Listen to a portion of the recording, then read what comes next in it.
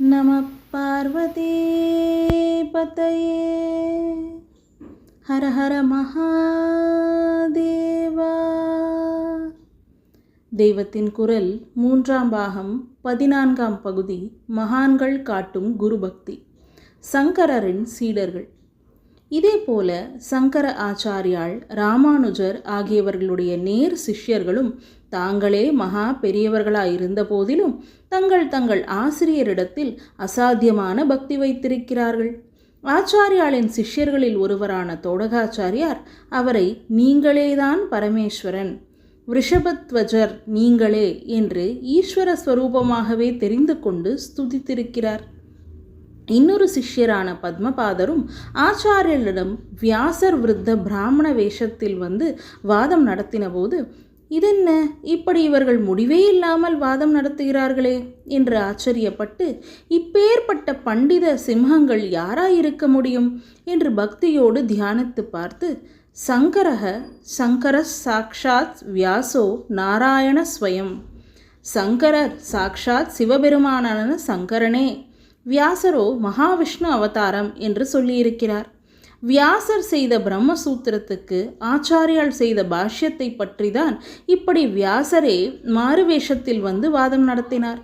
கடைசியில் பத்மபாதர் இப்படி இவர்தான் விஷ்ணு, ஆச்சாரியர்களோ பரமசிவன் என்றவுடன் அவர் தம்முடைய வியாசரூபத்தை காட்டி, ஆச்சாரிய பாஷ்யம் தம்முடைய அபிப்பிராயத்தையே பூர்ணமாக அனுசரிக்கிறது என்று மெச்சினார்.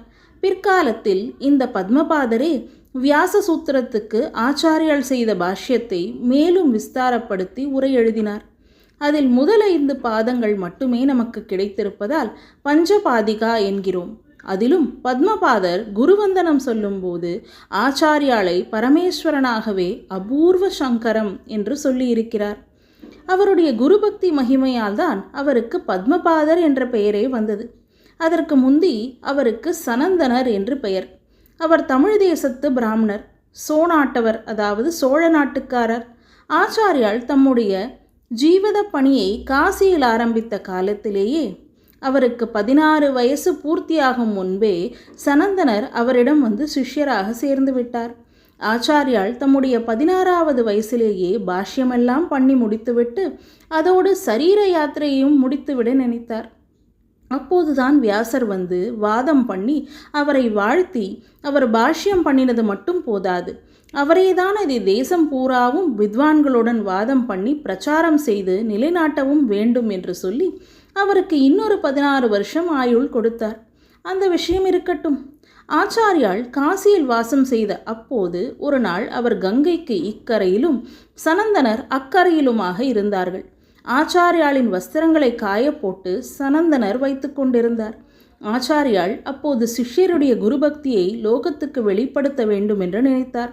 அதனால் தாம் இருந்த கரையை சேரவே ஸ்நானம் பண்ணிவிட்டு ஈர வஸ்திரத்துடன் நின்று கொண்டு அக்கரையில் இருந்த சிஷ்யரிடம் காய்ந்த வஸ்திரம் கொண்டு வா என்றார். ஆச்சாரியன் என்று சொல்லிவிட்டால் அதை உடனே பண்ணியாக வேண்டும் என்ற பக்தி வேகம் சனந்தனருக்கு வந்துவிட்டது. ஆச்சாரியால் சொட்ட ஈர காஷாயத்தோடு நிற்கிறாரே என்று அவருக்கு மனசு பறந்தது. ஆவேசமாக அன்பு பக்தி வந்துவிட்டால் அங்கே ரேஷனல் திங்கிங், அறிவுபூர்வமான சிந்தனை எல்லாம் நிற்காது. அதனால் படகு பிடித்து கொண்டு போக வேண்டும் என்று சனந்தனரால் காத்து கொண்டிருக்க முடியவில்லை. எதிரே அன்னை பெரிசாக ஆழமாக அலை வீசிக்கொண்டு கங்கா நதி என்று ஒன்று இருப்பதே அவருக்கு தெரியவில்லையே. அப்புறம் படகை பற்றி எப்படி நினைப்பார்? கொஞ்ச தூரத்தில் ஆச்சாரியமூர்த்தி ஈரத்துணியுடன் நிற்கிறார். காய்ந்த வஸ்திரம் கேட்டு அவர் ஆக்ஞை பண்ணிவிட்டார் என்பது மாத்திரம்தான் அவர் புத்தியில் டோட்டலாக வியாபித்திருந்தது. அதனால் எதிரே ஏதோ சமபூமி கட்டாந்தரை இருக்கிறது போல் அவர் பாட்டுக்கு கங்கை பிரவாகத்தில் இறங்கி நடக்க ஆரம்பித்து விட்டார். கங்கையின் ஆழத்தில் மூழ்கி போவோமே, மூழ்காமல் நீந்தினால் கூட வஸ்திரம் நனைந்து போய் குருநாதன் போட்ட ஆக்ஞையின் பர்பஸே கெட்டுப்போய் விடுமே என்பது எதுவும் அப்போது அவருக்கு தெரியவில்லை. இப்படி ஒரு பக்தி பரவசம் ஏற்பட்ட போது ஈஸ்வரன், அந்த ஈஸ்வரன்தான் ஆச்சாரிய ரூபத்தில் வந்து நின்று கொண்டிருப்பதும் அவர் அதற்கான பெருமையை தராமல் போவாரா? அதனால் அப்போது ஒரு அதிசயம் நடந்தது.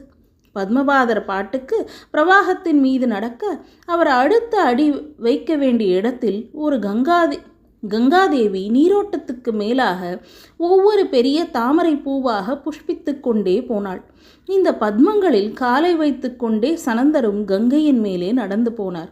ஆனால் அவருக்கு இப்படி தாமரைகள் முளைத்து தம் அடிவைப்பை தாங்குவதும் தெரியாது, தீமிதியில் நெருப்பு தெரியாதென்றால் இவருக்கு ஜில்லென்று மெத்தென்று புஷ்பம் இருப்பதும் தெரியவில்லை. எல்லோரும் பார்த்து அவருடைய குருபக்தி விசேஷத்தை வியந்து கொண்டிருக்கும் போது இப்படி அந்த பெரிய நதியை தாண்டி இக்கரைக்கு வந்து குருமூர்த்திக்கு வஸ்திரத்தை சமர்ப்பித்தார். எப்படி அப்பா நீ கங்கையை தாண்டி வந்த என்று ஆச்சாரியால் வேடிக்கையாக கேட்டார். அப்போது கூட சனந்தனர் ஆற்றை திரும்பி பார்த்து பத்மங்கள் முளைத்ததை தெரிந்து கொள்ள நினைக்கவில்லை. ஆக்ஞை பண்ணினது ஆச்சாரியன். அவர் ஆக்ஞை பண்ணிவிட்டு அது எப்படி நிறைவேறாமல் போகும்? அவர் அனுக்கிரகமே நம்மை அங்கே இருந்து இங்கே உருட்டி கொண்டு வந்து விட்டது என்று அவருக்கு நிச்சயம். அதனால் தங்களை ஸ்மரித்தால் கடக்க முடியாத சம்சார சாகரமே முழங்கால் மட்டும் ஜலமாகிவிடும்போது தாங்களே வாயை திறந்து ஆக்ஞை பண்ணி இருக்கையில் நான் கங்கையை தாண்டினது என்ன பிரமாதம் என்றார். அப்புறம்தான் ஆச்சாரியாலே அவருக்கு பத்மங்கள் புஷ்பித்ததை காட்டி அவை இவருடைய பாதத்தை தரித்ததால் பத்மபாதர் என்ற பெயரை இவருக்கு வைத்தார். ஈஸ்வரனாகவே ஒரு நிலையில் இருந்தாலும் இன்னொரு நிலையில் அவனுடைய பாத பத்மமாக நினைக்கப்படும் பகவத் பாதாருக்கு பொருத்தமாக இப்படி சிஷ்யரும் பத்மபாதராக அமைந்தார். நம பார்வதி பதயே ஹர ஹர மகாதேவா.